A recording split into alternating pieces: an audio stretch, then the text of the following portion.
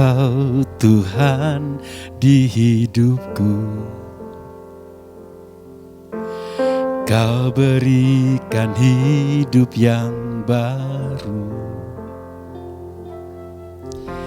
Darah-Mu menyucikan lukan hatiku. Ku nyatakan Kaulah segalanya. Engkaulah sumber pengharapan. Kuasa-Mu sanggup menyembuhkan jiwaku pun Tuhan. Jiwaku pun berserah hanya kepadamu. Yesus, Kaulah segalanya. Amin. Karena salib-Mu ku hidup, karena salib-Mu ku menang. Engkau yang berkuasa sanggup ku melakukan muji. Karena salib-Mu Tuhan, karena salib-Mu ku hidup, karena salib-Mu ku menang. Engkau yang berkuasa sanggup untuk melakukan mujizat-Mu di hidupku.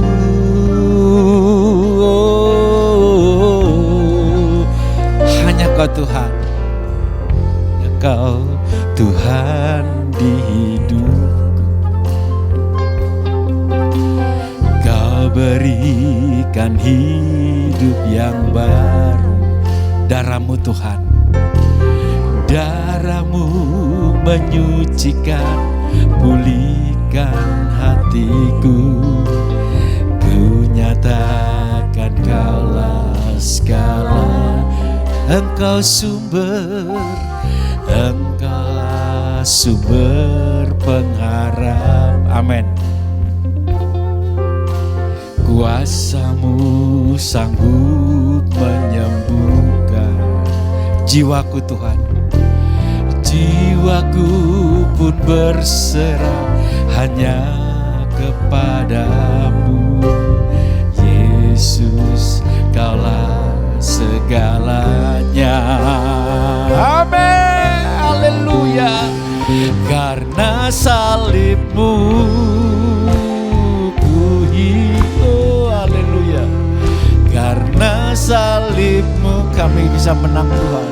Ku menang. Engkau yang berkuasa sanggup untuk melakukan mujizat-Mu. Amin. Karena salib-Mu. Haleluya Tuhan. Karena salib-Mu Tuhan kami bisa seperti ini Bapa. Haleluya Tuhan. Haleluya. Amin. Engkau yang berkuasa sanggup untuk melakukan mujizat. Karena salib-Mu Tuhan, karena salib-Mu ku hidup. Haleluya. Karena salib-Mu, haleluya, ku menang. Engkau yang berkuasa sanggup untuk melakukan-Mu. Karena salib-Mu. Mari kita sama-sama bangkit berdiri. Yesus Tuhan, karena salib-Mu Bapa, kami bisa menang dari segala hal. Engkau yang berkuasa, sanggup untuk melakukan. Karena salibmu Tuhan, karena haleluya, karena salibmu ku menang. Engkau yang berkuasa, sanggup, amin, untuk melakukan. Haleluya. Sekali lagi, karena salibmu Tuhan, karena salibmu, karena kami bisa menang. Haleluya. Ku menang. Engkau yang berkuasa, sanggup untuk melakukan. Haleluya. Kita mau mendengar suara saudara. Karena salib ku hidup, karena salibmu ku menang. Engkau yang berkuasa, sanggup untuk melakukan mujizat. Karena salibmu Bapa, karena salibmu ku hidup, karena salibmu ku amin Tuhan. Engkau yang berkuasa, sanggup untuk melakukan mujizatmu di haleluya, amin. Karena salibmu ku hidup, amin. Karena salibmu ku menang. Engkau yang berkuasa, sanggup untuk melakukan mujizatmu di hidupku.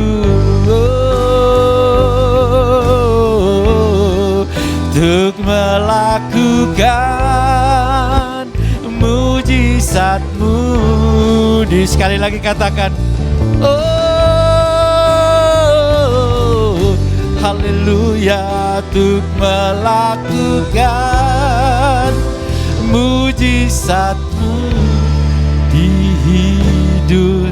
Tepuk tangan sorak-sorai bagi Yesus Tuhan kita yang sudah melakukan karya terbesarnya dalam hidup saya dan saudara. Amin, haleluya. Terima kasih ya Bapa. Tanpa kebangkitan-Mu, seperti Engkau katakan, kami tidak lebih dari kumpulan penyamun ya Bapa. Tapi karena kemurahan-Mu, belas kasihan-Mu, cinta kasih-Mu, tidak ada satupun kami Tuhan yang dapat dibanggakan. Karena kemurahan-Mu lah Bapa, Engkau mati, bangkit. Bahkan saat ini Tuhan, dalam firman-Mu, Kau mendemonstrasikan kealahan-Mu kepada baik yang ada di neraka. Bahwa Engkau adalah Tuhan. Kami ajar kami Tuhan supaya kami tidak menyesal dengan kepercayaan kami kepada-Mu. Terpujilah nama-Mu Bapa. Hanya di dalam nama-Mu Tuhan Yesus Kristus mempelai pria surga, kami buka ibadah ini. Haleluya. Yang percaya mari sama-sama katakan amin. Tepuk tangan. Silakan duduk. Salam. Silakan duduk. Kita diberi kuasa saudara dengan kebangkitannya. Haleluya. Tepuk tangan bagi Tuhan.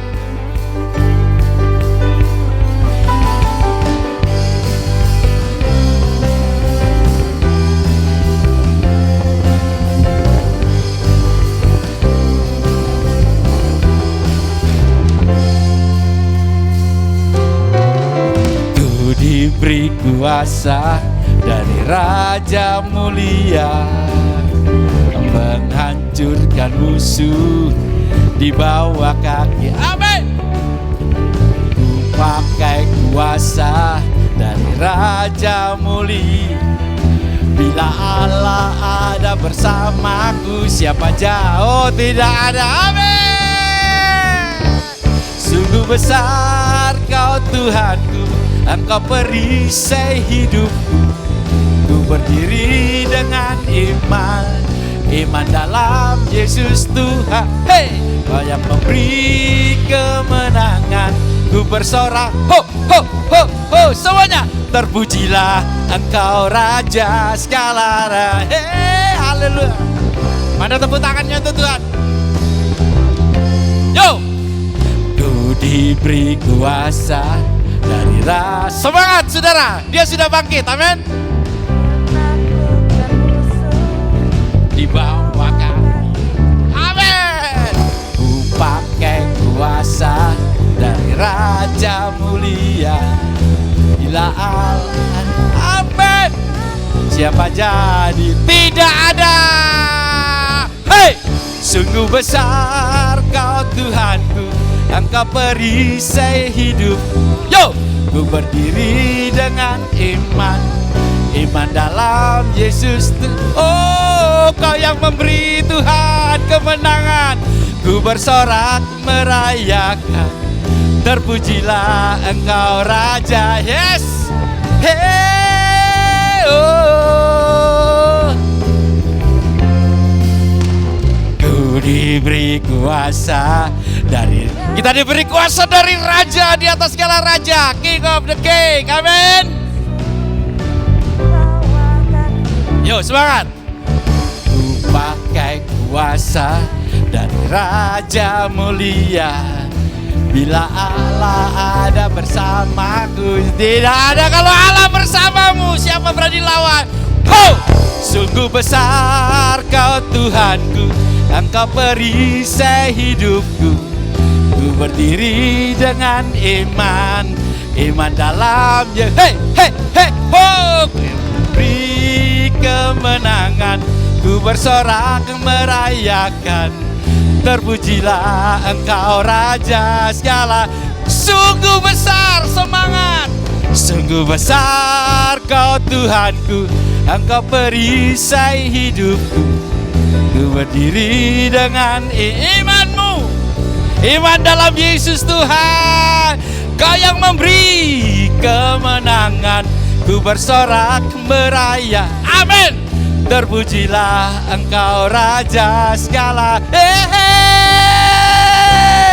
Sungguh besar Kau Tuhanku, Engkau perisai hidupku.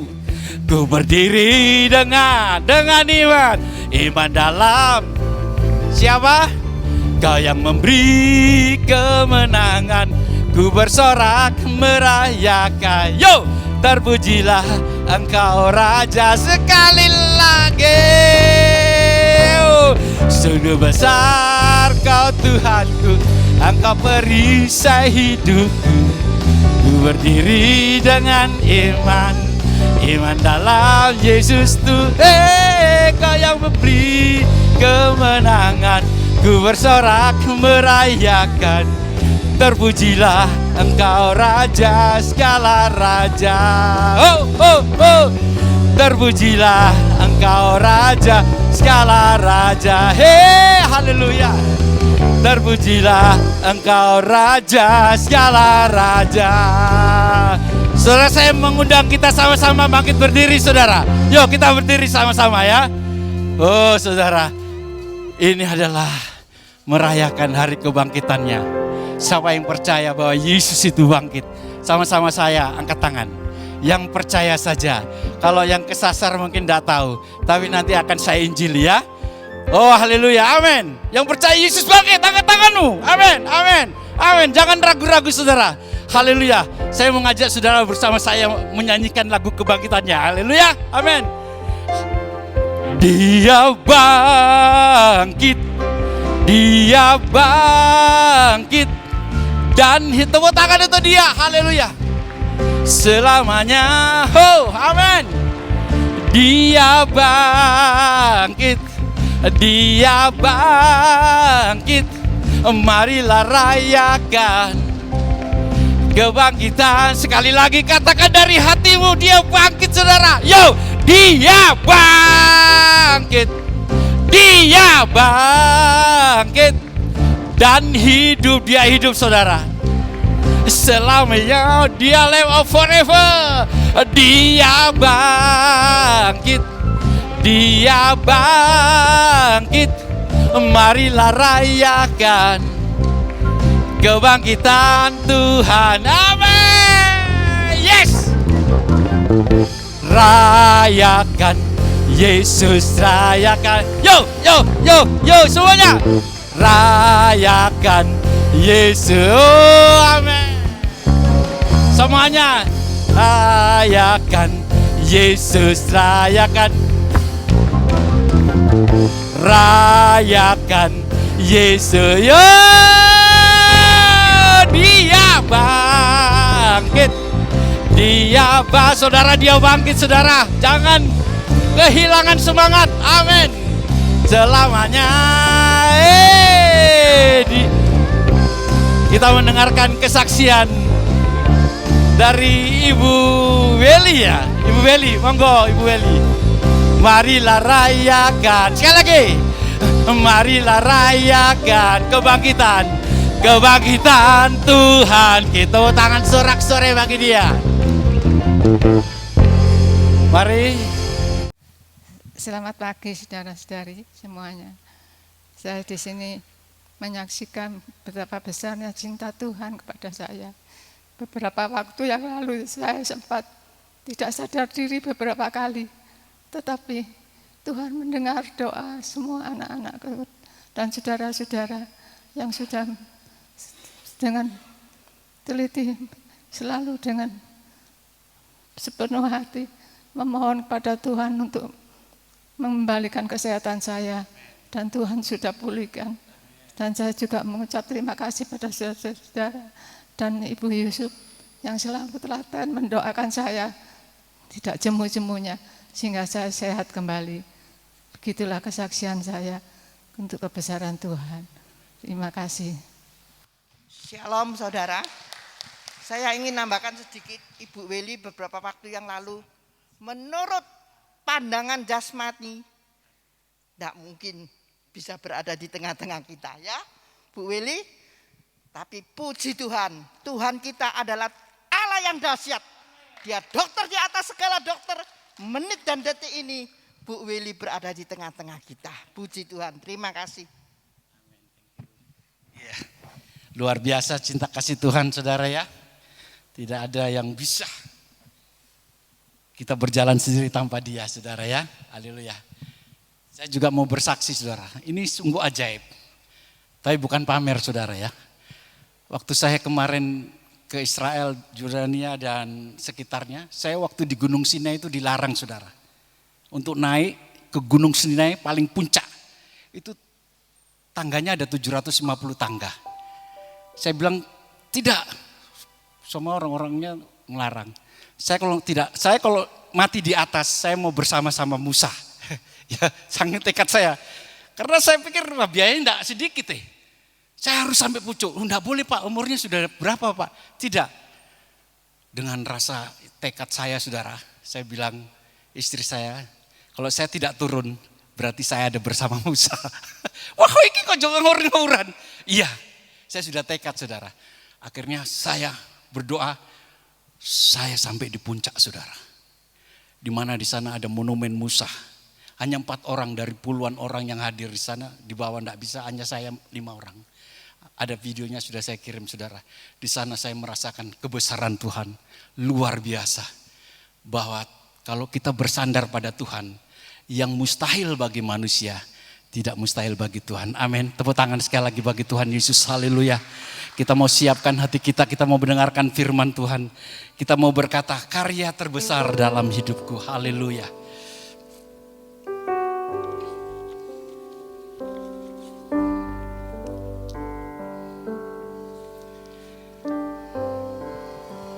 Tuhan itu baik saudara, haleluya. Kasih yang terindah, hati yang mulia, hanya ku temukan di dalam-Mu, Yesusku. Pujian dari hatiku selalu di setiap waktuku, tiada pernah berubah kasih-Mu. Kita ulang dari atas, saudara ya. Mari kita sama-sama bangkit berdiri. Katakan, kasih yang terindah. Kasih yang tidak ada kasih yang lebih indah dari Yesus, baik itu suami maupun istri. Hati yang, bahkan hati yang paling mulia pun tidak kita temukan bagai suami maupun istri. Hanya ku temukan di dalam mana? Yesus. Katakan, Yesusku, Yesusku. Pujian dari hatiku selalu di setiap waktuku, tiada pernah berubah. Mari saudara, lebih indah kita sama-sama angkat tangan yang percaya karya terbesar dalam hidupmu. Amin, haleluya. Semuanya, karya terbesar dalam hidupku, pengorbananmu yang selamatkan. Amin. Engkaulah harta yang tak ternilai, yang ku miliki dan ku hargai. Yesus, Engkau. Sekali lagi katakan, karya terbesar, karya terbesar. Selanjutnya saya mengundang Bapak Pendeta Sian. Saya panggil marganya saja, saudara. Haleluya.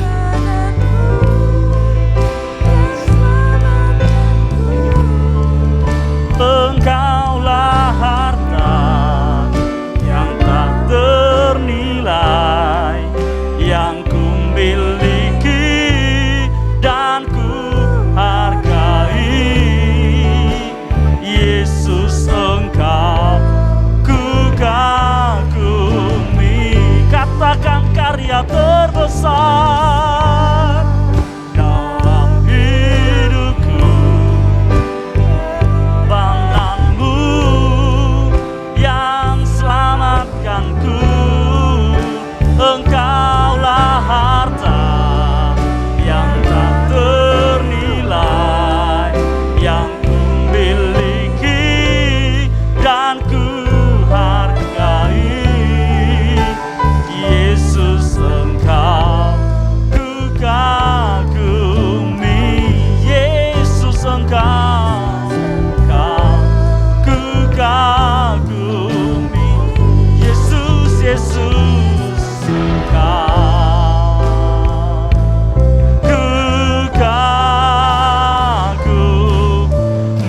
berikan sorak-sorai kemuliaan bagi Allah kita. Haleluya, haleluya, haleluya. Yes, puji Tuhan, puji Tuhan. Ucapan syukur kami naikkan kepadamu pada pagi menjelang siang hari ini, Tuhan. Sebab kami rasakan kehadiran Tuhan di tengah-tengah kami. Kami rasakan hadirat-Mu memenuhi kami, melawat setiap kami yang hadir. Tidak ada satupun di antara kami yang terlewatkan dari lawatan Tuhan. Semuanya dijamah, semuanya dilawat oleh Tuhan. Kami telah memuji, membesarkan nama-Mu. Kami telah bersaksi bagaimana kebesaran Tuhan, bagaimana kemahakuasaan Tuhan dalam kehidupan kami. Dan biarlah lewat puji-pujian dan kesaksian itu boleh menguatkan iman kami pribadi lepas pribadi. Dan menumbuhkan hasrat kami untuk terus-menerus berada di dalam hadirat Tuhan. Terima kasih Tuhan. Dan hari ini Kami memperingati bagaimana 2000 tahun yang lalu bahwa Engkau tidak hanya mati karena dosa-dosa kami, mati bagi kami, mati menggantikan kami untuk menyelamatkan kami, tetapi pada hari yang ketiga Engkau bangkit dari antara orang mati untuk membuktikan bahwa Engkau adalah Allah yang hidup, untuk memberikan kemenangan lepas kemenangan bagi kami semua. Dan ucapan syukur yang dahsyat kami berikan kepada-Mu pada hari ini Tuhan. Terima kasih Tuhan, terima kasih. Kami akan mendengarkan kebenaran firman-Mu. Berfirmanlah melalui bibir hamba-Mu. Hamba-Mu tahu, hamba-Mu penuh kelemahan, penuh keterbatasan. Namun Allah Roh Kudus Engkau memberkati, menyingkapkan rahasia kebenaran firman bagi hamba-Mu juga kami semua yang mendengarkannya. Dalam berkat nama Tuhan Yesus Kristus, Allah Tuhan dan Juru Selamat kami yang hidup, kami berdoa dan mengucap syukur. Haleluya. Yang percaya katakan amin. Puji Tuhan. Haleluya. Puji Tuhan. Shalom Bapak Ibu Saudara sekalian yang dikasihi oleh Tuhan. Kemurahan Tuhan kita masih boleh dapat berjumpa satu dengan yang lain. Dan tadi kita juga sudah mendengarkan kesaksian yang begitu luar biasa. Bagaimana pimpinan penyertaan Tuhan, bagaimana kemahakuasaan Tuhan dinyatakan lewat ibu yang tadi bersaksi. Dan kita semua diberkati lewat kesaksian itu. Mari kita sama-sama belajar kebenaran firman Tuhan pada hari ini. Yang saya berikan judul dari khotbah saya pada hari ini, kemenangan melalui kebangkitan. Khususnya kebangkitan Kristus ya. Kita akan membaca bersama-sama di dalam 1 Korintus pasal yang ke-15 ayat 56 sampai dengan ayat yang ke-58. 1 Korintus pasal 15 ayat 56 sampai dengan ayat yang ke-58. Yang sudah dapat katakan amin. Ya, saya akan bacakan untuk kita sekalian. Sengat maut ialah dosa, dan kuasa dosa ialah hukum Taurat. Tetapi syukur kepada Allah yang telah memberikan kepada kita kemenangan oleh Yesus Kristus Tuhan kita. Oleh karena itu, saudara-saudaraku yang kekasih, berdirilah teguh, jangan goyah, dan giatlah selalu dalam pekerjaan Tuhan, sebab kamu tahu bahwa dalam persekutuan dengan Tuhan, jerih payahmu tidak sia-sia. Katakan amin. Ya, mungkin kalau hari-hari ini Bapak Ibu mendengar mengenai kebangkitan Kristus itu sebuah hal yang biasa. Betul ya? Karena di Indonesia rata-rata ya masih banyak gereja-gereja Tuhan yang percaya akan kebangkitan Kristus ini. Bahwa kebangkitan Kristus itu adalah peristiwa yang historis, peristiwa yang pernah terjadi dalam sejarah. Itu bukan cerita imajinasi para murid, itu bukanlah cerita-cerita yang seperti karangan dalam perjanjian baru yang mengatakan mahkamah agama memerintahkan serdadu-serdadu yang menjaga kubur Yesus. Katakan ya, bahwa murid-muridnya tadi malam telah mencuri mayat Yesus. Tidak ada cerita-cerita itu yang Bapak Ibu dengar di sekeliling Bapak Ibu. Tapi ketahuilah, di tengah-tengah jemaat Korintus ada banyak sekte-sekte atau ajaran-ajaran yang menyesatkan, yang mengatakan bahwa Kristus tidak bangkit. Satu misalkan ajaran dari filsafat Yunani. Orang-orang Yunani yang kemudian menjadi orang Kristen, yang kemudian mempengaruhi beberapa di antara jemaat itu. Karena di dalam filsafat Yunani itu mempercayai dua hal ya. Yang satu adalah sesuatu yang rohaniah dan sesuatu yang bersifat jasmaniah. Yang rohaniah itu tidak bisa disatukan dengan sesuatu yang jasmaniah. Sehingga ini belajar sedikit ya Bapak Ibu. Mereka itu percaya ada Allah pencipta. Mereka percaya bahwa ada the supreme being atau pencipta. Dan mereka percaya ada ciptaan. Tetapi yang pencipta tidak bisa menghampiri ciptaan. Maka perlu makhluk perantara namanya demiurgos, namanya logos, nama gereja ini ya. Logos, tapi nama gereja ini logos bukan diambil dari logosnya Philo atau logosnya filsafat Yunani Bapak Ibu ya. Logos yang ada di gereja ini diambil dari Yohanes pasal 1 ayat 1 itu loh ya. Bukan dari sana. Jadi penggunaan katanya memang sama. Makhluk perantara itulah namanya demiurgos atau logos. Sehingga melalui makhluk perantara ini, menurut filsafat Yunani atau filsafatnya Platonisme atau filsafatnya Philo, Dia ini bukanlah pencipta maupun bukan ciptaan. Berbeda dengan logos yang ada di Alkitab. Logos yang ada di Alkitab, dia adalah sang pencipta itu sendiri yang kemudian menjadi manusia, yang berinkarnasi menjadi manusia. Berbeda dari kekristenan, logos yang ada di filsafat Yunani, ini adalah logos yang merupakan Allah kedua. Jadi mereka masih percaya tingkatan Allah. Allah pertama, nanti Allah kedua itu lebih rendah daripada Allah kedua. Tapi tidak demikian dengan di dalam kekristenan. Logos yang ada di dalam kekristenan itu tidak lain tidak bukan adalah Allah itu sendiri. Esensinya ilahi. Dia setara sehakikat dengan Allah Bapa, Anak dan Roh Kudus. Setara sehakikat ya. Tidak ada yang lebih tinggi, tidak ada yang lebih rendah. Tidak ada Allah superior, tidak ada Allah inferior. Itu salah satu Bapak Ibu yang dihadapi oleh jemaat Korintus pada waktu itu. Sehingga Paulus perlu menasihatkan satu pasal ini mengenai kebangkitan Kristus. Mengapa? Karena menurut filsafat Yunani, sekali lagi ya, filsafat Yunani, mereka tidak percaya adanya kebangkitan tubuh. Bahkan mereka percaya adanya kekekalan jiwa. Tapi mereka tidak percaya adanya kebangkitan tubuh. Setali tiga uang dengan itu ada filsafat namanya Epikuros. Epikuros itu terkenal dengan 4 obat kehidupan namanya atau tetafarmakos.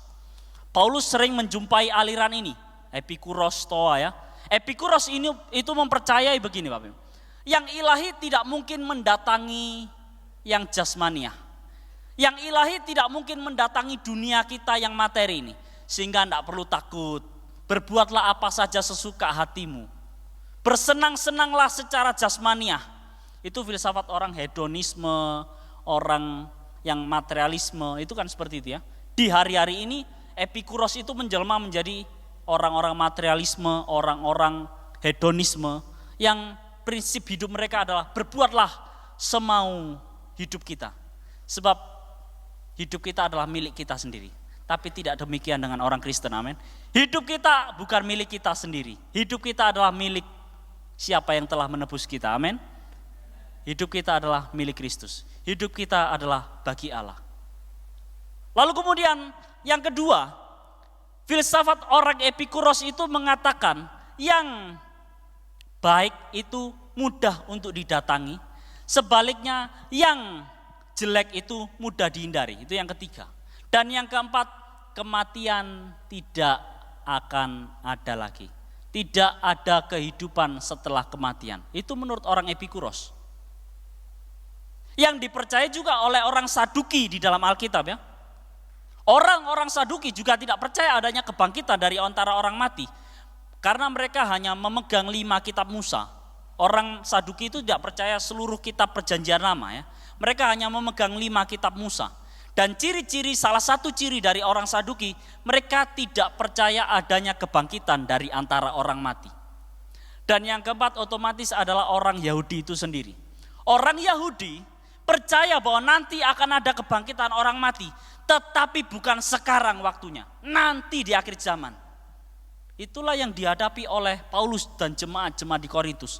Sehingga penting sekali bagi Paulus untuk menekankan adanya kebangkitan dari antara orang mati, khususnya mengenai kebangkitan Kristus. Sehingga kalau saya bacakan mulai ayat 1 sampai dengan ayat yang keempat, itu penting sekali bagi kita ya Bapak Ibu. Dan sekarang saudara-saudara, aku mau mengingatkan kamu kepada Injil yang aku beritakan kepadamu, dan yang kamu terima, dan yang di dalamnya kamu teguh berdiri. Oleh Injil itu kamu diselamatkan asal kamu teguh berpegang padanya. Seperti yang telah kuberitakan kepadamu, kecuali kalau kamu telah sia-sia saja menjadi percaya. Ini ya, Paulus mengatakan, sebab sangat penting telah kusampaikan kepadamu, yaitu apa yang telah kuterima sendiri, ialah bahwa Kristus telah mati karena dosa-dosa kita, sesuai dengan kitab suci. Bahwa ia telah dikuburkan dan bahwa ia telah dibangkitkan pada hari yang ketiga sesuai dengan kitab suci. Semuanya ditekankan oleh Paulus sesuai dengan kitab suci, sesuai dengan kitab suci. Ada sebuah penelitian Bapak Ibu ya. Ada 456 nubuatan dalam perjanjian lama yang berkaitan dengan Mesias. Lalu kemudian ada sebuah penelitian yang dikaitkan dengan sains, yang itu berbicara mengenai probabilitas atau kemungkinan-kemungkinan. Seberapa besarkah kemungkinan bahwa seluruh nubuatan perjanjian lama itu digenapi hanya dan hanya di dalam Yesus Kristus? Ternyata hasil penelitian ini mengatakan seluruh 456 nubuatan itu digenapi secara tepat dan presisi di dalam Yesus Kristus. Dia mengatakan, pada waktu itu di Yerusalem, pada waktu itu di Israel itu hanya bukan daerah yang begitu luas seperti Indonesia. Israel itu bukan negara yang luas seperti di Indonesia. Sehingga kalau kita mau cek di sana, dia mengatakan dari sekian puluh ribu atau sekian ratus ribu orang yang ada di sana, berapa probabilitasnya? Kalau dia katakan satu nubuatan, maka ada sekitar 10 pangkat 3. Kemungkinan itu 1/10⁻3. Tapi kalau ada 8 nubuatan, maka itu akan ada 10/40. Tapi kalau lebih daripada itu, bahkan di dalam perjanjian lama ada 456 nubuatan, maka kemungkinan itu digenapi di dalam diri seseorang itu ada 1 kali 10 pangkat 1 nolnya 9 kalau tidak salah ya. 1 kali 10 pangkat 1 miliar, kira-kira begitu ya. Dan itu digenapi hanya di dalam Yesus Kristus. Bersyukur Bapak Ibu, kita masih menikmati, kita sudah ada di dalam Kristus, kita sudah menikmati keselamatan itu. Sebab kalau Kristus tidak lahir, tidak mati bagi kita, kata firman Tuhan, sia-sialah pemberitaan kami. 2, sia-sialah kamu beribadah. 3, kamu masih mati dalam dosa-dosamu. Dan sia-sialah orang yang mati dalam Kristus. Sebab orang yang mati dalam Kristus juga akan menikmati kebinasaan. Kalau Kristus tidak bangkit, tapi berhubung Kristus bangkit, kita bersyukur. Amin. Kita menikmati kemenangan karena Kristus itu bangkit. Banyak orang bertanya, apa buktinya Kristus bangkit? Itu bukan peristiwa yang pernah terjadi dalam sejarah. Apa buktinya Kristus bangkit? 1 ya Bapak Ibu, dari kesaksian para rasul sendiri. Para saksi mata kejadian, semuanya yang tertulis di dalam Alkitab, ini tidak pernah janjian nulis Alkitab. Petrus tak pernah janjian dengan Paulus, Paulus tak pernah janjian dengan Yakobus, Yakobus tak pernah janjian dengan Matius, Markus, Lukas, Yohanes untuk menuliskan hal ini. Jadi dari saksi mata, yaitu para rasul, yang lebih dari 3 orang, mereka ada berapa belas orang, semuanya menyaksikan bahwa Yesus Kristus bangkit. Ya.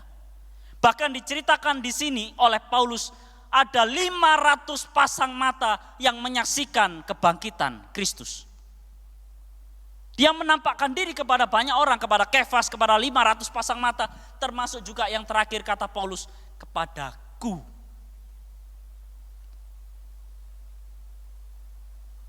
Yang ketiga, dari musuh-musuhnya sendiri menuliskan bahwa Yesus bangkit. Siapa? Musuh kekristenan banyak. Josephus dan kesaksian-kesaksian yang lain yang ada di luar Alkitab, semuanya mencatatkan bahwa Kristus itu bangkit. Dan bukti yang tidak dapat dibantah sama sekali. Sehingga Alkitab pun mencatatkan hal itu, Mahkamah Agama kebingungan membuat cerita bagaimana untuk menolak kebangkitan Kristus. Sebab bukti nyata bahwa kubur kosong. Bukti bahwa Kristus benar-benar bangkit Bapak Ibu. Itu bukan cerita isapan jempol atas semacam imajinasi dari para murid-muridnya. Itu benar-benar terjadi bahwa Kristus sudah bangkit. Hakam, dia benar-benar sudah bangkit. Maka kita sekarang melihat kembali ke slide saya tadi ya, signifikansi dari kebangkitan Kristus. Apa-apa saja kemenangan-kemenangan dan landasan bagi iman Kristen mengenai kebangkitan Kristus. Next. Slide selanjutnya ya. Kita lihat ya, yang pertama bahwa kebangkitan Kristus itu adalah landasan bagi kebangkitan tubuh orang percaya yang merupakan milik Kristus. Bapak Ibu harus tahu bahwa ada banyak keyakinan dan kepercayaan di luar Kristen yang juga sama-sama meyakini akan adanya kebangkitan di akhir zaman. Tetapi apa bedanya dengan kekristenan? Di dalam keyakinan mereka tidak ada bukti nyata. Tapi di dalam kekristenan, Kristus itu sebagai buah sulung dari kebangkitan. Why? Loh Pak, kan di dalam perjanjian lama ada banyak orang yang bangkit. Karena Elisa, karena Elia. Kan di dalam perjanjian baru Yesus membangkitkan Lazarus. Mengapa Alkitab mencatat bahwa Yesus adalah buah sulung? Artinya yang pertama dalam kebangkitan. Mengapa Bapak Ibu? Karena yang lain memang bangkit. Tetapi kemudian mereka mati lagi. Tetapi Kristus mati. Dan kemudian pada hari yang ketiga dia bangkit. Dan kemudian dia tidak pernah mati lagi. Dia sekarang ada di surga. Dia menjadi imam besar bagi kita. Menjadi pembela dan penolong, menjadi parakletos bagi kita. Jadi Roh Kudus itu bukan parakletos kita ya. Roh Kudus itu alon parakleton Bapak Ibu. Itu menurut catatan Alkitab ya. Saya tidak pernah ngarang-ngarang ya. 1 Yohanes pasal 2 ayat 1 nanti Bapak Ibu baca di sana. Yesuslah parakletos kita. Yang dikatakan di sana pembela atau penolong itu adalah Yesus. Bukan untuk Roh Kudus. Tapi Roh Kudus dicatat dia alon parakleton. Dia parakletos yang lain. Tapi lain ini bukan huteros. Kalau lain itu pakai kata huteros. Itu artinya lain yang beda sama sekali jenisnya. Tapi ini lain tapi sama kualitasnya, setara, sehakikat. Itulah Roh Kudus ya. Jadi Roh Kudus itu parakletos kita yang lain. Sedangkan Yesus itu adalah penolong pembela kita. Sebab di surga sekarang dia menjadi imam besar bagi kita. Imam besar yang bukan membawa darah korban lagi seperti perjanjian lama. Tapi imam besar yang membawa darah perjanjiannya sendiri. Darahnya sendiri yang telah dikucurkan di atas kayu salib. Jumat Agung yang lalu kita memperingatinya. Jadi ini landasan bagi iman kita Bapak Ibu. Bahkan kebangkitan itu adalah satu-satunya inti dari kekristenan. Sebab kalau Yesus itu hanya mati saja kata Paulus sia-sia. Sama aja, tidak ada bedanya dengan tokoh-tokoh publik, tokoh-tokoh agama yang lain. Tapi Yesus itu mati dan bangkit bagi kita semua. Itulah yang membedakan iman Kristen. Kita bukan menyembah ilah yang mati, tetapi kita menyembah kepada Allah yang hidup. Amin. Puji Tuhan. Yang kedua Bapak Ibu ya, bahwa signifikansi dari kebangkitan Kristus itu memberikan kepada kita kemenangan. Paling tidak dalam 1 Korintus pasal 15 ini memberikan kepada kita beberapa kemenangan-kemenangan yang diberikan oleh Kristus melalui kebangkitannya. Apa itu? 1, bahwa kita menang atas maut. Apa hal yang paling banyak ditakutkan oleh orang di dunia ini? Yaitu mati Bapak Ibu. Termasuk mungkin kita dulu ya. Kita takut akan mati, betul ya? Termasuk dengan murid-murid pada waktu itu.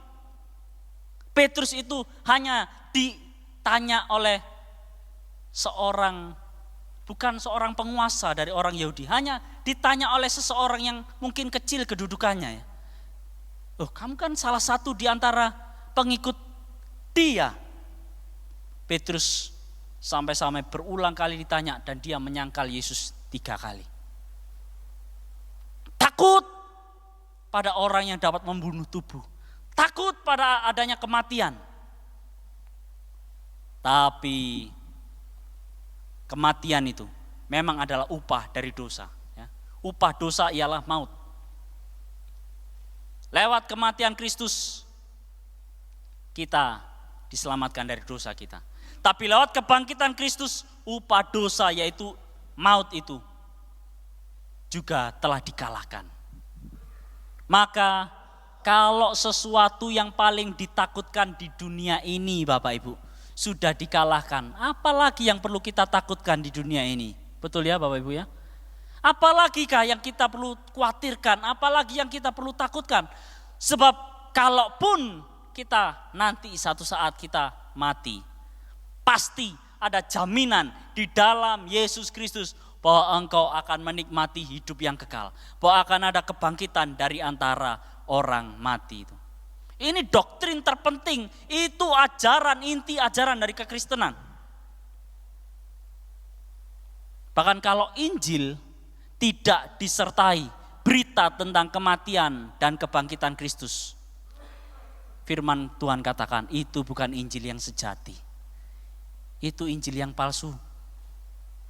Injil, memberitakan Injil hanya untuk memberikan sesuatu, entahkan nasi bungkus ataukah untuk melegakan perut dari seseorang, tanpa berita tentang kematian dan kebangkitan Kristus, sia-sia. Tanpa ada berita tentang kematian dan kebangkitan Kristus, semuanya sia-sia. Tapi ketika ada berita mengenai kematian dan kebangkitan Kristus, disitulah Injil yang sejati itu diberitakan. Bersyukur Bapak Ibu, firman Tuhan berulang kali di banyak tempat menekankan signifikansi dari kebangkitan Kristus ini. Bahwa di dalam kebangkitan Kristus kamu menikmati pembenaran, kebenaran kita nikmati. Kita yang tadinya secara posisi, secara legal di hadapan hukum ya, kita itu orang yang bersalah. Tetapi lewat kematian dan kebangkitan Kristus, kita itu menikmati justification. Kita dibenarkan. Kita tidak lagi hidup di dalam dosa-dosa kita yang masa lalu ya. Seringkali kita memandang pada kanan kiri kita, seringkali saya juga mungkin memandang pada kanan kiri, memandang rekan-rekan kita ya. Istri, suami, anak, lalu kemudian orang-orang yang ada di sekitar kita yang begitu menjengkelkan bagi kita mungkin ya. Hari ini melakukan kesalahan, besok melakukan kesalahan yang sama lagi. Hari ini melakukan kesalahan, mungkin tidak dalam waktu 1 minggu. 2 minggu lagi lakukan kesalahan itu lagi. Dan kita marah sama orang itu. Dan kita mungkin mendoakan orang itu yang jelek-jelek. Mungkin tidak dalam waktu 2 minggu, mungkin 1 bulan berikutnya dia kambuhan gitu ya. Kambuh, sakit, kambuh lagi, sakit, kambuh lagi. Dia lakukan kesalahan yang berulang. Dan kita tidak mau mengampuni orang itu. Sudah stop, cukup. Kamu sudah lakukan kesalahan berulang-ulang. Tapi ketahuilah ya Bapak Ibu, kita juga seringkali berlaku seperti itu ya di hadapan Tuhan ya. Hari ini kita bebas dari salah, besok kita lakukan lagi. Besok kita bebas dari salah, besoknya kita lakukan lagi. Lah kalau Tuhan itu mau bersikap seperti sikap kita menghadapi teman kita, seperti sikap kita menghadapi orang-orang yang mungkin berhutang sama kita. Lalu kemudian sedikit-sedikit langsung menghukum, sedikit-sedikit langsung menghukum, sedikit-sedikit langsung dibinasakan. Kan bahaya hidup kita ya. Bersyukur kalau kemurahan Tuhan, belas kasihannya Tuhan itu nyata dalam kehidupan kita Bapak Ibu. Lewat kematian dan kebangkitan Kristus itu karya yang luar biasa, yang mestinya kita syukuri. Lebih daripada kita mendapatkan umur yang panjang. Lebih daripada kita mendapatkan kesembuhan daripada Tuhan. Lebih daripada kita mendapatkan rumah yang mewah. Lebih daripada kita mendapatkan mobil yang mewah. Itu mesti kita syukuri Bapak Ibu. Ini sesuatu hal yang dahsyat luar biasa. Tapi seringkali dilupakan oleh banyak orang. Paulus itu menggambarkannya. Injil yang menggambarkan, menceritakan bagaimana kemuliaan Allah melalui Kristus itu. Lewat peristiwa kematian dan kebangkitan Kristus itu. Dia mengatakan, harta ini kami miliki dalam bejana tanah liat. Seringkali yang nampak dari luarnya adalah bejananya, tanah liatnya. Yang di dalamnya itu sesuatu yang harta yang paling berharga, yaitu Injil dalam Yesus Kristus itu. Kurang nampak. Tapi Paulus ingin menggambarkan harta ini kami miliki dalam bejana tanah liat. Bahwa kami ini rapuh, kami ini tidak mampu. Sehebat-hebatnya Paulus, dia tetap mengagungkan bagaimana karya Allah yang bekerja di dalam dia. Maka sehebat-hebatnya hidup kita juga, muliakanlah karya Allah itu di dalam hidup kita ya. Kalau kita bisa mencapai titik ini, kalau kita bisa melayani dia, kalau kita bisa menjadi pendeta mungkin untuk melayani dia. Sebetulnya kalau kita berpikir siapa yang layak di hadapan Tuhan, tidak ada yang layak kita ini. Sebab ada banyak orang ya di luaran sana yang berdoa kepada Tuhan. Tuhan, aku bersyukur karena aku lebih layak daripada si A, si B, si C. Tuhan, aku bersyukur karena kepandaianku, karena kepintaranku, karena mungkin apa yang aku miliki maka engkau pakai aku. Tapi tidak demikian seharusnya orang-orang yang ada dalam Kristus. Dia sebetulnya bukan orang yang lebih layak daripada yang lain. Saya tidak lebih layak daripada saudara. Tapi saya mendapatkan kasih karunia yang daripada Tuhan. Hanya karena kasih karunia, hanya oleh anugerahnya. Kalau kita bisa melakukan A, B, C, semua hal yang engkau miliki saat ini, itu semua karena kasih karunia Allah dalam hidup kita. Menang atas dosa. Kebangkitan Kristus membuat kita menang atas dosa. Dosa itu sesuatu hal, benda mati, ya Bapak Ibu. Yang tapi kalau sudah cengkeram hidup orang, orang itu akan susah sekali lepas daripadanya. Itulah dosa. Itu namanya personified sin kalau di dalam Alkitab ya.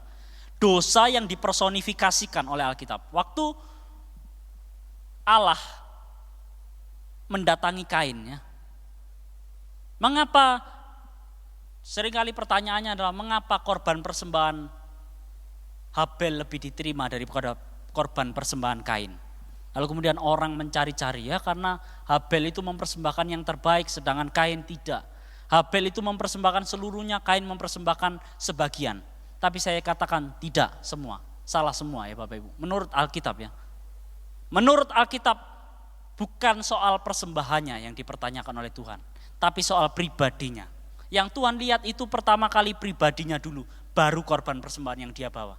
Sebab Alkitab mencatat Allah mengindahkan Habel dan korban persembahannya. Tetapi Kain dan korban persembahannya tidak diindahkannya. Jadi yang Tuhan lihat bukan korban persembahannya dulu. Oh, si Habel bawa korban darah, si Kain bawa korban dari hasil tanam-tanaman. Oh, si Habel mempersembahkan seluruhnya. No, saya katakan di dalam Alkitab tidak pernah dicatat Habel mempersembahkan seluruhnya. Habel hanya mempersembahkan lemak-lemaknya kata firman Tuhan. Sama dengan Kain, sebagian juga. Tetapi Allah lihat pribadinya dulu, baru korban persembahannya. Allah lihat subjek yang membawa persembahan dulu, baru korban persembahannya. Sehingga janganlah kita berbangga hati kalau kita sudah bawa sesuatu yang paling besar di dalam gereja, lalu kemudian kita merasa lebih layak daripada yang lain. Kamu gereja butuh kamu cuma persembahan 100.000. Nih saya nih, korban saya 10 juta. Tapi 10 juta dari 1 triliun harta yang dia miliki. Sedangkan yang korban 100.000 dia persembahkan itu dari mungkin 500.000 yang dia miliki.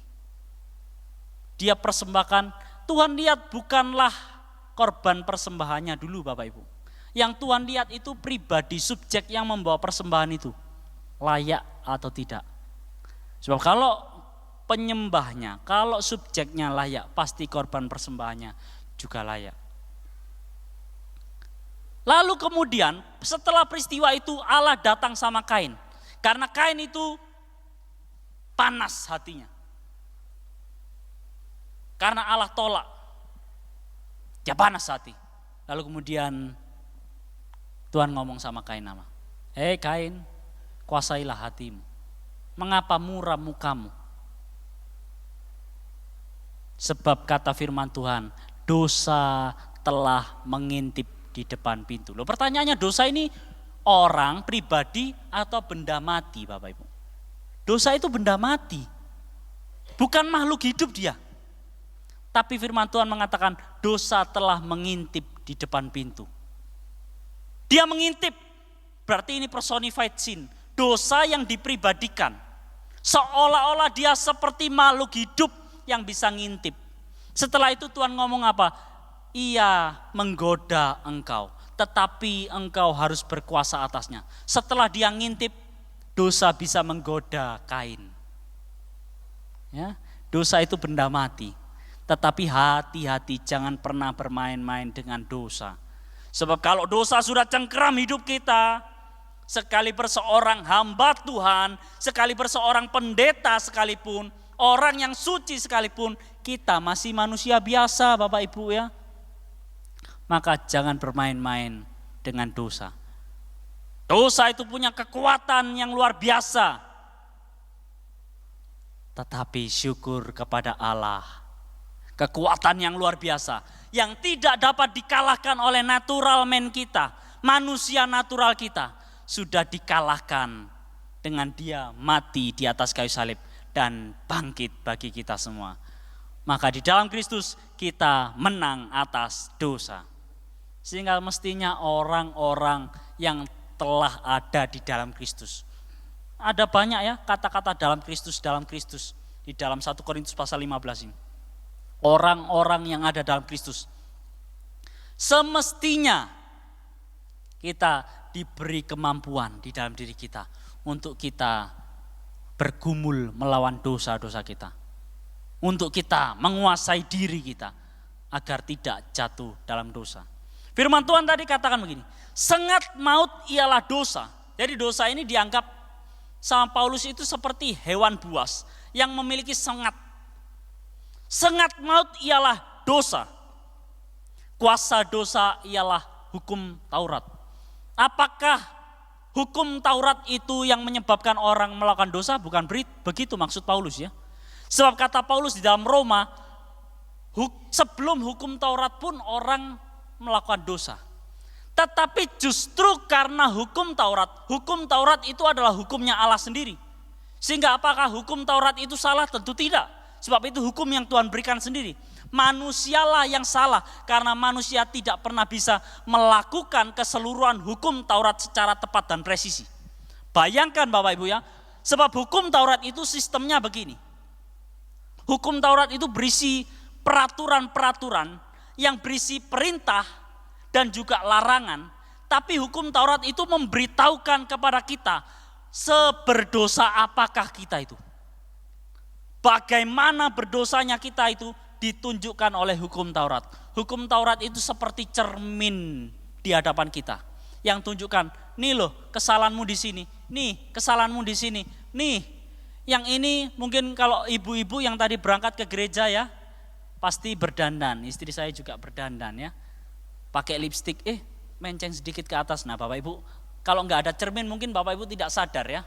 Tapi kemudian ketika ada cermin, Bapak Ibu, bisa hapus pakai tangan Bapak Ibu. Apakah cermin itu bisa menghapus noda-noda yang ada di muka kita? Tidak.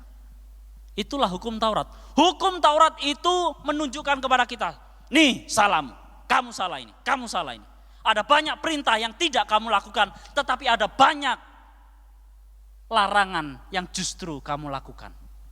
Tapi dia tidak bisa tolong kita. Hukum Taurat itu tidak bisa membantu kita membersihkan, tidak bisa membantu kita. Itulah hukum Taurat. Dan prinsip dari hukum Taurat itu adalah yang satu harus dilakukan, yang lain jangan dilalaikan.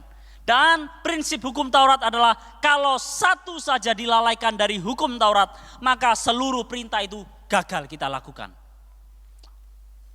Engkau sudah lakukan ada 10 dasatitah tapi ada 613 hukum Taurat. Kalau satu saja engkau sudah lakukan 612, tapi di perintah jangan mengingini kita tidak lakukan, kita langgar, maka karena satu ini 612 yang sudah kita kerjakan gagal semua. Tapi disitulah kasih karunia Allah dinyatakan. Disitulah karena kematian dan kebangkitan Kristus itu. Maka kita tinggal beriman kepada Kristus. Percaya kepada Kristus melalui anugerahnya. Bahwa Kristuslah yang sudah melakukan itu semua bagi kita.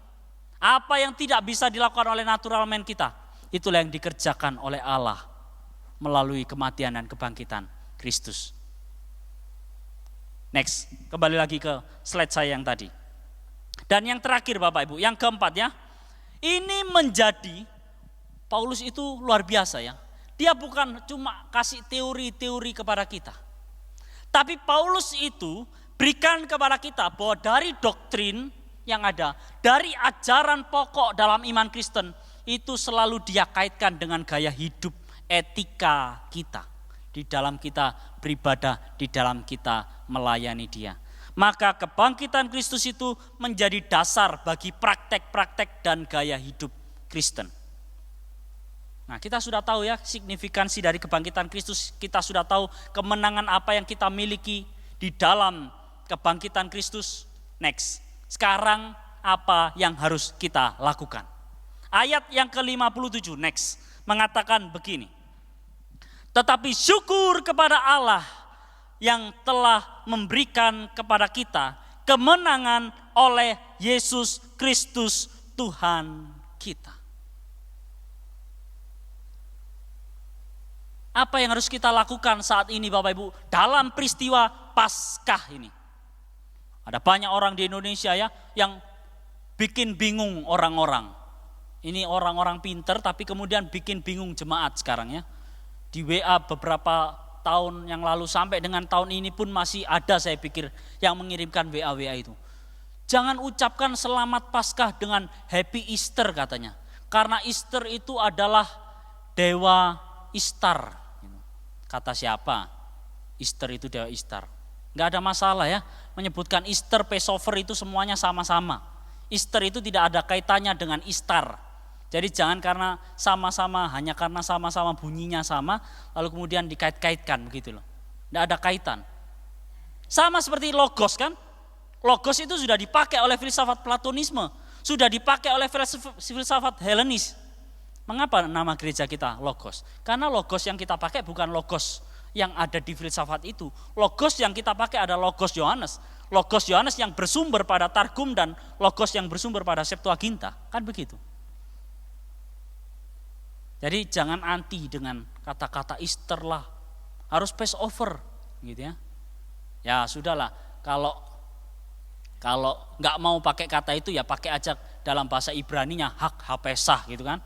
Kalau nggak mau pakai aja kata bahasa Indonesianya selamat Paskah sudah aman sudah ya kan. Kenapa kita harus anti?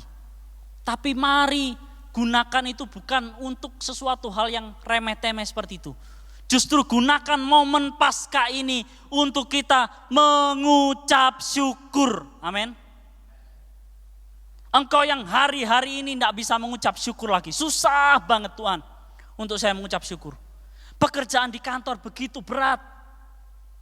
Pulang dari kantor saya sudah capek. Anak istri saya bikin repot lagi. Anak butuh ini Pak, anak butuh ini Pak, anak butuh ini. Sehingga mungkin penat ya.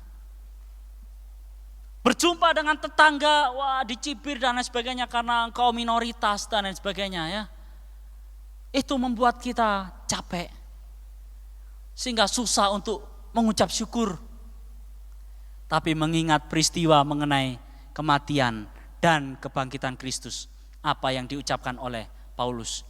Syukur kepada Allah. Ini adalah doksologi. Ini adalah pujian kepada Allah. Lantunkanlah pujian itu kepada Allah sebab memang Dia yang layak terima semuanya. Tapi lihat ya Bapak Ibu, dia bukan mengucap syukur karena hanya sekedar kemenangan-kemenangan yang dia terima. Paulus mengucap syukur bukan sekedar karena berkat-berkat yang telah dia terima. Paulus memang menerima berkat. Paulus memang menerima karya-karya Allah yang begitu luar biasa. Tapi dia bukan mengucap syukur kepada berkat-berkat itu. Tapi Paulus mengucap syukur kepada Sang Pemberi berkat. The giver, bukan the gift. Kita memang menerima banyak berkat ya. Kita terima kesembuhan seringkali. Kita terima berkat dari orang mungkin. Kalau kita pas butuh uang, kita berdoa sama Tuhan. Tuhan kirimkan saudara kita atau Tuhan kirimkan tetangga kita. Waktu kita dulu mungkin sedang berjuang, kita seringkali tidak bisa makan. Lalu kemudian Tuhan lewat saudara-saudara kita di gereja, kita bisa makan. Itu memang berkat Tuhan. Tetapi lewat Paulus kita diberi contoh teladan. Bahwa pujian itu bukan diberikan untuk the gifts atau berkat-berkatnya. Tapi selayaknya lah pujian itu diberikan kepada the giver. Sang pemberi berkat, sang sumber berkat. Syukur kepada Allah. Doksologi, pujian. Tapi yang kedua, yang telah memberikan kepada kita kemenangan oleh Yesus Kristus Tuhan kita. Syukur kepada Allah, tapi dia puji juga dalam Yesus Kristus Tuhan kita. Oleh Yesus Kristus Tuhan kita. Bukan karena kehebatan, kegagahan saya. Tapi karena Allah dalam Yesus Kristus yang saya kenal. Disitulah saya mengucap syukur. Maka bersyukur itu penting. Dalam momen Paskah ini, jangan kita berhenti, jangan kita lupa untuk kita senantiasa mengucap syukur. Amin. Sebab hal yang paling kita takutkan sudah dikalahkan, maut. Hal yang mungkin paling mendominasi, paling berkuasa dalam hidup kita sebelum kita kenal Kristus, itu juga sudah dikalahkan. Apa itu? Dosa. Apalagi yang perlu kita takutkan? Apalagi yang perlu kita cemaskan dalam hidup ini? Tidak ada. Mengucap syukurlah kepada Tuhan. Hidup kita sekarang bukan milik kita lagi, tapi hidup kita sekarang adalah milik Allah, milik Kristus. Selanjutnya, yang kedua, apa yang harus kita lakukan ya? 56. Karena itu, saudara-saudaraku yang kekasih, berdirilah teguh, jangan goyah. Ini kalimat imperatif, kalimat perintah. Berdirilah teguh. Menunjukkan seseorang yang berdiri tetap pada tempatnya. Seseorang yang berdiri kokoh, firm, steadfast gitu loh. Pada tempatnya, kokoh, tak mau digoyahkan dengan apapun. Sekalipun di kanan kiri ini ada ajaran sesat, mengajaran Kristus tidak bangkit. Makanya Paulus itu agak menyayangkan, di ayat 12 kan dia mengatakan begini. Bila mana kami beritakan bahwa Kristus dibangkitkan dari antara orang mati, bagaimana mungkin ada di antara kamu yang mengatakan bahwa tidak ada kebangkitan orang mati? Ada banyak mereka disesatkan dengan berbagai ajaran-ajaran.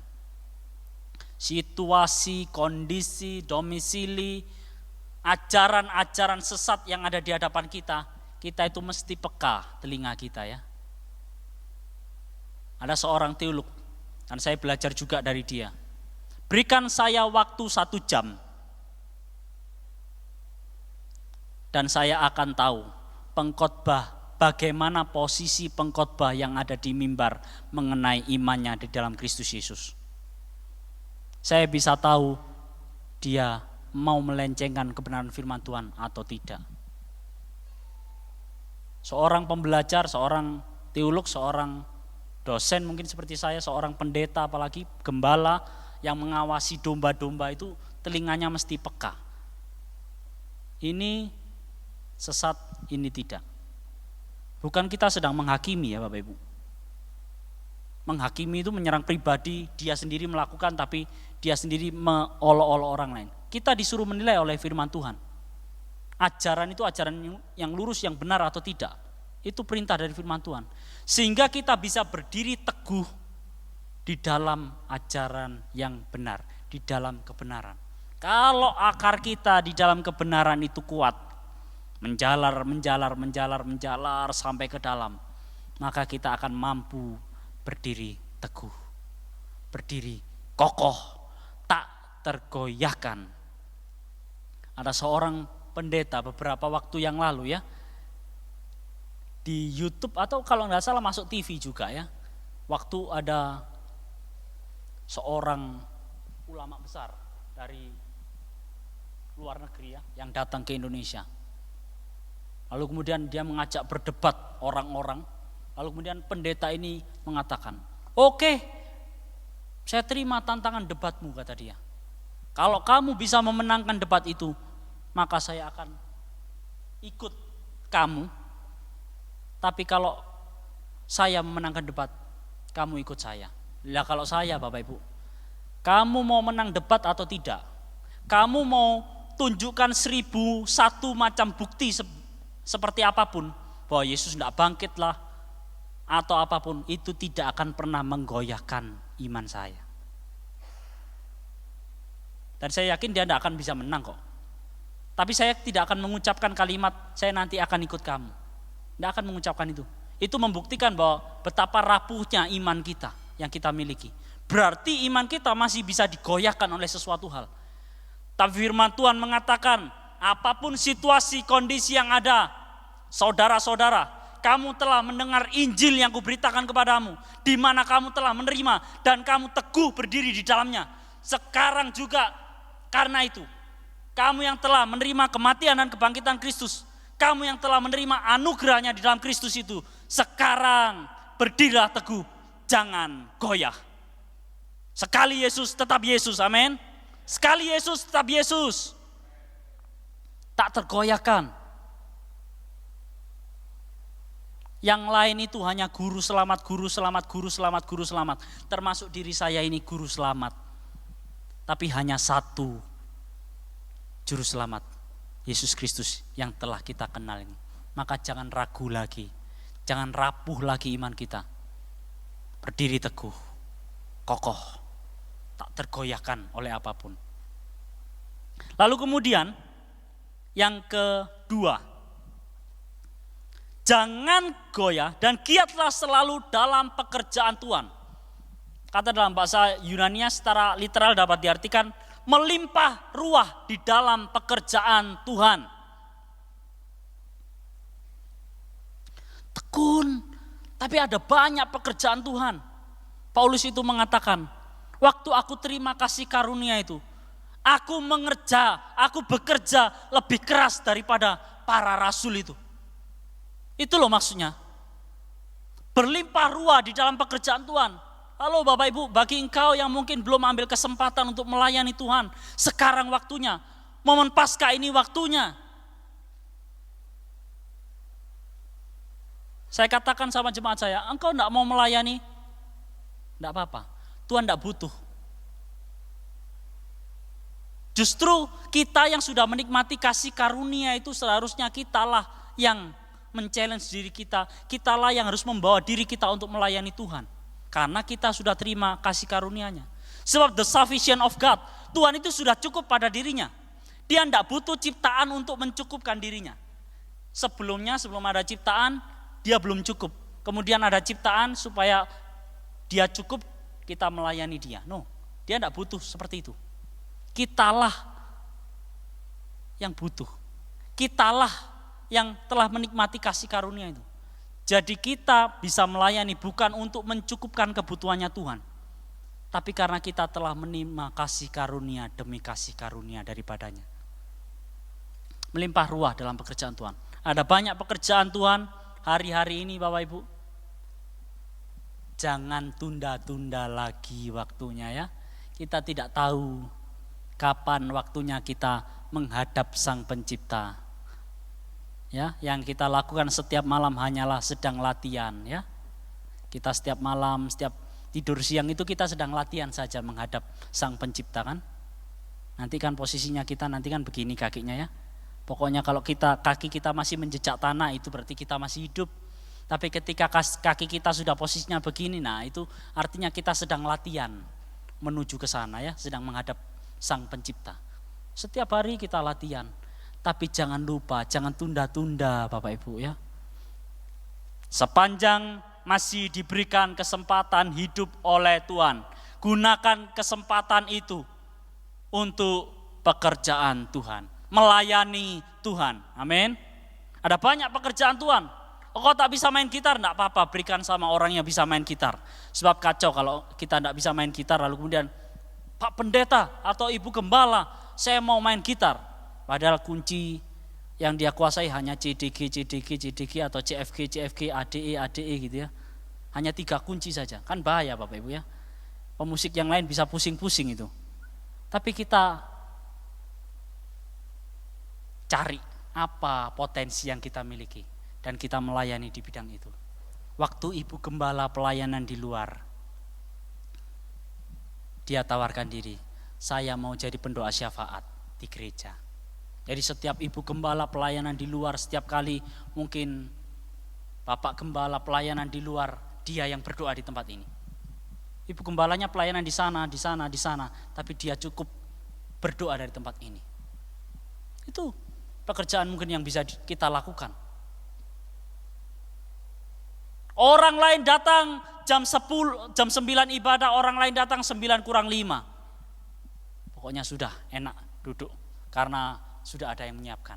Dia menawarkan diri, ibu gembala, saya mau bukain tuh pintu-pintu, saya mau lap-lapin kaca, saya mau lap-lap kursi. Apakah itu sebuah pekerjaan yang hina? Tidak.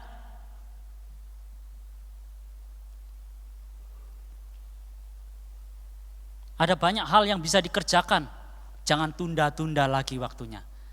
Giatlah selalu, bertekunlah, melimpah ruahlah dalam pekerjaan Tuhan. Ini kalau dalam posisi air itu seperti air yang meluber.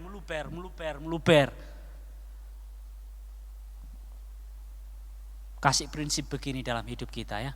Saya mau merepotkan diri untuk Tuhan, gitu loh. Saya mau merepotkan diri untuk Tuhan. Apa yang Tuhan mau saya kerjakan, saya mau kerjakan. Prinsip saya dengan istri saya, Tuhan bawa saya kemanapun saya pergi, it's no problem, tidak ada masalah bagi saya. Tapi yang penting Tuhan kasih penyertaan-Mu sama saya. Ya. Yang kedua, Tuhan kasih saya pekerjaan yang begitu berat, sampai saya hampir tak dapat memikulnya, itu tidak apa-apa, tidak ada masalah bagi saya. Yang penting Tuhan kasih kekuatan sama saya. Amin. Di mana ada penyertaan dan kekuatannya, di situ kita mampu melakukan banyak hal di dalam Kristus. Dan yang terakhir ya, sebab kamu tahu bahwa dalam persekutuan dengan Tuhan jeripayamu tidak sia-sia. Jadi berdiri teguh, jangan mau digoyahkan oleh apapun Bapak Ibu. Engkau melimpah ruah dalam pekerjaan Tuhan, terus bertekun dalam pekerjaan Tuhan ya. Capek tentu. Ada dalam begitu banyak waktu saya itu capek rasanya ya. Mengurusi banyak hal. Udah gitu sampai pulang di rumah masih harus buka buku, buka Alkitab lagi untuk belajar, mempersiapkan khotbah. Mungkin sebuah rutinitas. Ada saat-saat titik-titik tertentu juga capek ya. Tapi ingatlah yang terakhir ini, sambil kita yakin dan percaya, karena kita tahu sebelumnya, sambil kita yakin bahwa dalam persekutuan dengan Tuhan, apa Bapak Ibu, jerih payah kita tidaklah sia-sia. Jadi secara hasil dan tujuannya itu tidak kosong. Ada hasilnya, apa yang kita kerjakan itu. Ada tujuannya, kita melakukan ini bukan untuk kepentingan kita sendiri, semua ada tujuan, semua ada hasilnya Bapak Ibu. Bersyukurlah. Maka jangan tunda lagi waktu kita ya. Kita jemaat awam, sekarang mari libatkan diri kita. Dalam pelayanan pekerjaan, mari libatkan diri kita. Lewat momen Paskah ini. Belajar ampuni orang lain sama Kristus telah mengampuni diri kita. Kita yang telah diberi pertolongan oleh Tuhan, mari kita lakukan pelayanan kita kepada Tuhan untuk juga menolong sesama kita, menolong pertumbuhan kerohanian mereka. Puji Tuhan, saya tidak panjangkan kebenaran firman Tuhan. Hari ini saya undang pemain musik maju ke depan. Kita angkat sebuah pujian, Yesus terlebih besar, Yesus terlebih besar. Saya undang kita semua sama-sama bangkit berdiri bersama.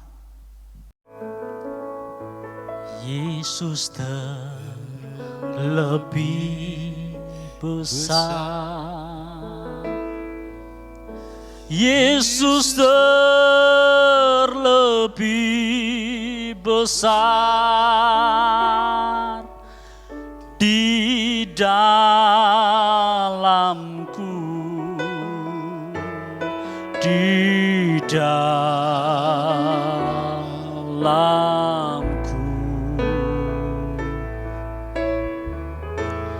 Yesus terlebih besar. Yesus terlebih besar di dalamku selama-lamanya. Yesus terlebih besar, Yesus terlebih besar. Yesus terlebih besar di dalamku, di dalamku. Yesus terlebih besar, Yesus terlebih besar. Yesus terlebih besar di dalamku selama-lamanya. Yesus terlebih besar, Yesus lebih besar.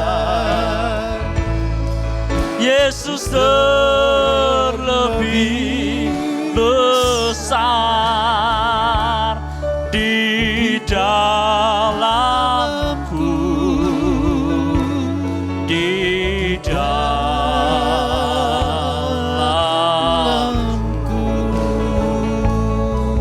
Yesus terlebih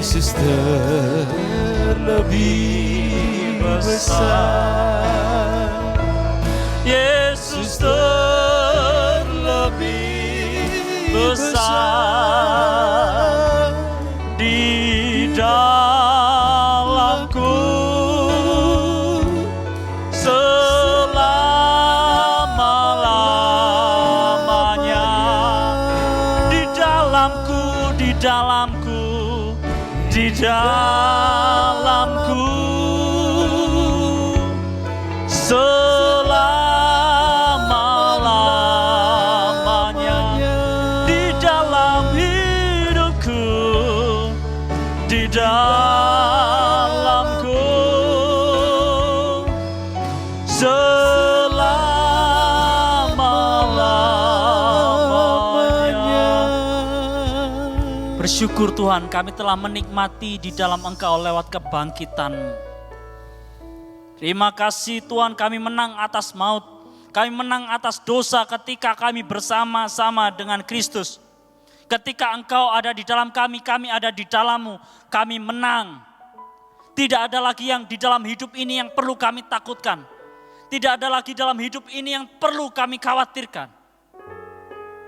Sesuatu yang paling berat, sesuatu yang paling ditakutkan di dunia ini telah Engkau kalahkan. Kami bersyukur Tuhan. Ada pengharapan untuk hidup kekal kami. Dan kami mengucap syukur berkat yang Kau berikan itu, kemenangan yang Kau berikan itu telah dapat kami nikmati sejak saat ini. Terima kasih Tuhan, terima kasih. Biarlah kami meresponi dengan mengucap syukur kepadamu. Dengan berdiri teguh, kokoh, tidak dapat digoyahkan dengan apapun dalam ajaran yang benar.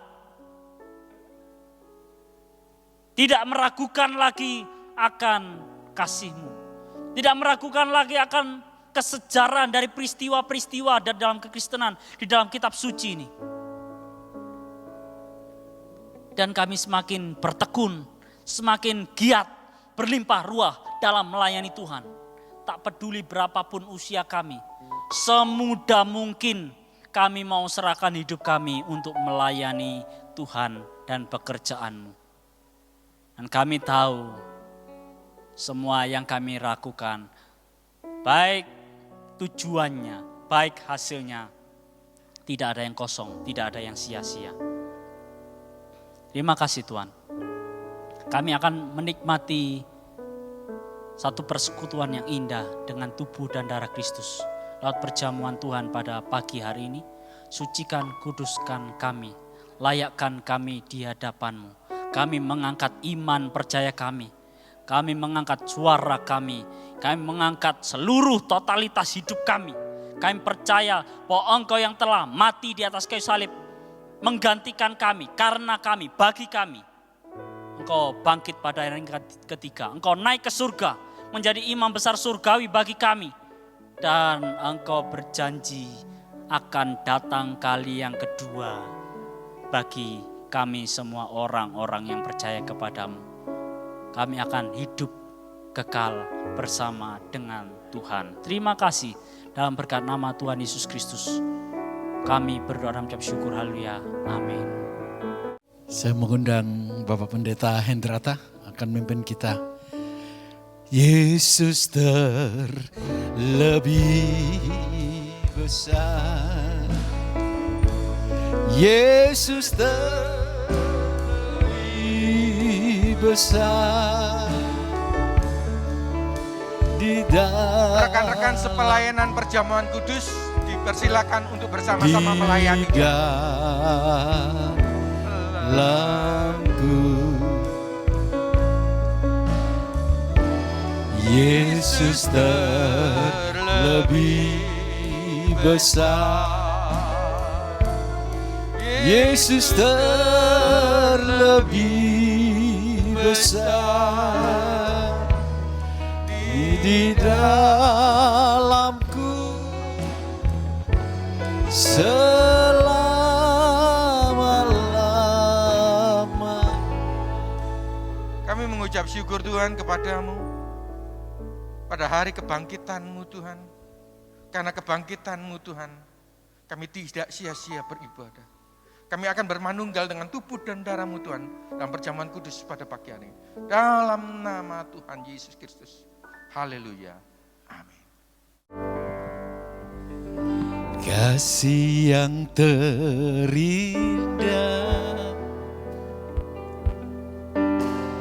hati yang mulia, hanya ku temukan di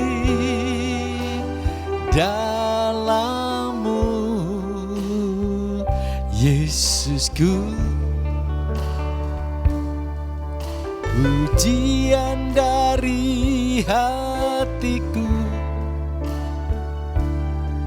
selalu di setiap waktuku, tiada pernah berubah kasih-Mu. Karya terbesar dalam hidupku, pengorbanan-Mu yang selamatkanku. Engkaulah harta yang tak ternilai, yang ku miliki dan ku hargai.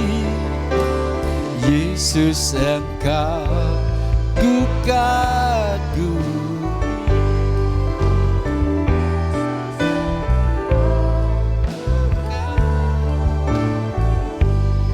Apakah kita sudah menerima tubuh dan darah Kristus? Saya undang semuanya untuk sama-sama bangkit berdiri.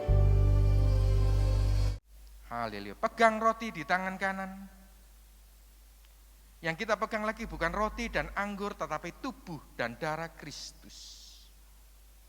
Kita angkat tubuh Kristus di atas kepala. Sebab apa yang telah kuteruskan kepadamu telah aku terima dari Tuhan. Yaitu bahwa Tuhan Yesus pada malam waktu ia diserahkan mengambil roti. Dan sesudah itu ia mengucap syukur atasnya, ia memecah-pecahkannya dan berkata, inilah tubuhku yang diserahkan bagi kamu. Perbuatlah ini menjadi peringatan akan aku. Bukankah roti yang kita pecah-pecahkannya adalah persekutuan dengan tubuh Kristus? Amin. Mari kita makan bersama-sama dalam nama Tuhan Yesus Kristus.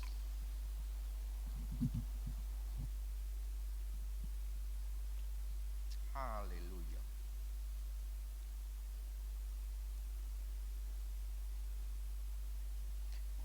Kita angkat darah Kristus di atas kepala. Demikian juga ia mengambil cawan sesudah makan lalu berkata, cawan ini adalah perjanjian baru yang dimeteraikan oleh darahku. Perbuatlah ini setiap kali kamu meminumnya menjadi peringatan akan aku.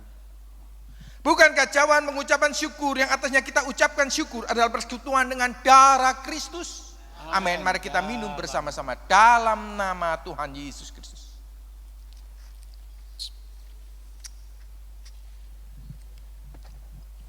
Haleluya. Sebab setiap kali kamu makan roti ini dan minum cawan ini, kamu memberitakan kematian Tuhan sampai ia datang. Karya terbesar. Karya terbesar dalam hidupku, pengorbananmu yang selamatkanku. Engkaulah harta yang tak ternilai, yang ku miliki dan ku hargai. Yesus, Engkau ku kagumi. Yesus, Engkau kagumi. Yesus, Engkau ku kagumi. Kami mengucap syukur Tuhan atas pengorbananmu 2000 tahun yang lalu yang kami peringati pagi hari ini Tuhan. Biarlah kebangkitanmu Tuhan. Terus kami berdiri teguh untuk menyelesaikan pekerjaanmu. Senyambang Tuhan memberi kekuatan dan perpanjang umur di dalam kehidupan kami. Terima kasih Tuhan. Dalam nama Tuhan Yesus Kristus kami bersyukur Tuhan kepada-Mu. Haleluya. Amin. Amin. Kita akan mendengarkan pujian seperti yang dikatakan firman Tuhan yang disampaikan oleh hambanya. Tidak batas umur berapa kita melayani, masih kecil saudara. Saya mengundang adik kita Meme, dia akan memberikan pujiannya, pelayanannya melalui pujian.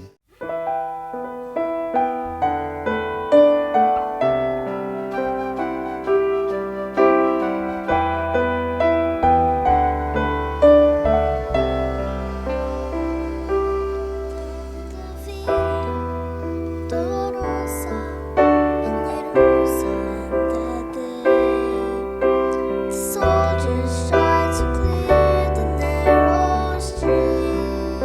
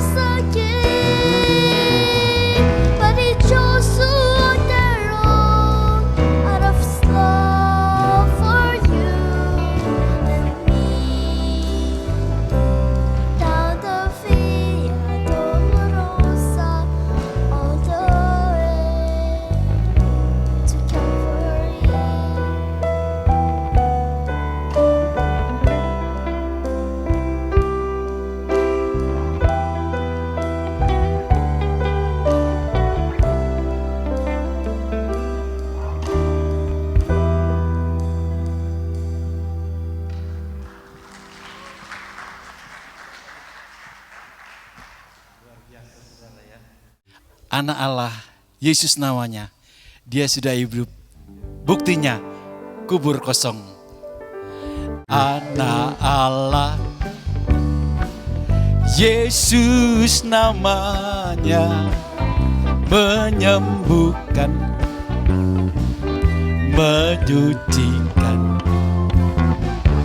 bahkan mati, tebus dosaku. Kubur kosong membuktikan dia, amin, haleluya. Sebab dia hidup. Selanjutnya saya mengundang Bapak Pendeta Sian akan menutup kebaktian ini dengan berkat-berkatnya, haleluya. Tak getar Karena ku tahu dia pegang hari esok. hidup jadi berarti sebab dia hidup. Hidup jadi berarti sebab dia hidup. Hidup jadi berarti sebab dia hidup. Berikan sorak-sorai kemuliaan bagi Allah kita. Segala puji, hormat, syukur hanya bagi kemuliaan Allah Bapa yang telah mengaruniakan anak-Mu yang tunggal Tuhan Yesus Kristus menjadi juru selamat satu-satunya bagi setiap orang yang percaya kepadamu. Dan kepada Allah Roh Kudus, para kletos kami yang lain yang senantiasa menolong, membela, membawa kami dari kebenaran sampai kebenaran, dari kemuliaan sampai kepada kemuliaan. Di penghujung ibadah kami mengucap syukur Tuhan atas pimpinan penyertaan Tuhan, dan biarlah Engkau sertai perjalanan pulang kami masing-masing. Berkati pimpinan bangsa kami, bangsa Indonesia, kota kami, kota Surabaya, Provinsi Jawa Timur ini diberkati Tuhan, penuh kemuliaan Tuhan. Mereka boleh menjalankan tugas dan tanggung jawab dalam pemerintahan dengan takut akan Tuhan, dengan sungguh-sungguh, dengan serius untuk membawa kemajuan bagi bangsa kami. Amat terlebih banyak jiwa-jiwa boleh dimenangkan untuk hormat dan bagi nama Tuhan. Berkati juga kami berdoa untuk gereja-Mu di tempat ini. Bapak Ibu Gembala berserta dengan seluruh ketua majelis-majelis yang ada, seluruh jemaat boleh bergandengan tangan dalam satu kasih, dalam satu roh untuk memajukan pekerjaan Tuhan yang ada di GPT Logos ini, guna hormat kemuliaan bagi nama Tuhan, memenangkan banyak jiwa untuk kemuliaan-Mu. Terima kasih Tuhan, terima kasih. Kami sebentar akan pulang ke rumah kami masing-masing, tiba di tempat tujuan kami dengan selamat, tidak ada apapun, boleh membagikan setiap berkat-berkat yang kami terima hari ini. Mari Bapak Ibu Saudara kita angkat kedua tangan kita terima berkat Tuhan. Sekarang Bapak Ibu Saudara pulanglah dengan membawa berkat rahmat damai sejahtera yang daripada Allah Bapa, dalam cinta kasih karunia dari anaknya yang tunggal Tuhan Yesus Kristus, dalam pimpinan persekutuan Allah Roh Kudus adalah menyertai kita semua. Mulai saat siang hari ini sampai Maranatha Tuhan Yesus datang kali yang kedua. Diberkatilah pribadimu, diberkatilah rumah tanggamu, diberkatilah keluargamu, anak istri, cucu, orang tua, kakek nenek, semua keluarga besar kita diberkati oleh Tuhan. Pekerjaan kita diberkati oleh Tuhan, pelayanan kita juga diberkati oleh Tuhan. Nama Tuhan dipermuliakan lewat kehidupan kita sekalian. Di dalam berkat nama Tuhan Yesus Kristus, Allah Tuhan dan Juru Selamat kami yang hidup, kami telah berdoa dan mengucap syukur. Haleluya. Amin. Tuhan Yesus memberkati.